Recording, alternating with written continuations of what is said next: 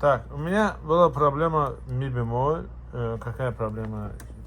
Короче, она все время вот так сейчас не шумит, потому что я его сделал.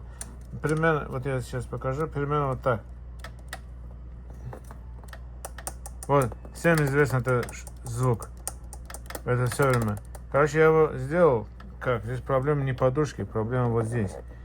Чуть-чуть согнул, и все. А сейчас, когда ты ставим туда обратно, естественно, надо завязать, надо закрыть. А сейчас идеально, никаких других, потому что сейчас я еще не закрыл, чтобы просто показывать. Вот, никаких звуков. Это хороший лайфхак, хороший для саксофониста. Это когда стучит, это просто на нервы действует. А сейчас ничего не стучит. Я сейчас закрою, еще будет лучше. Ми бемоль идеально, слава богу, все хорошо. Хороший лайфхак, так что используйте на здоровье.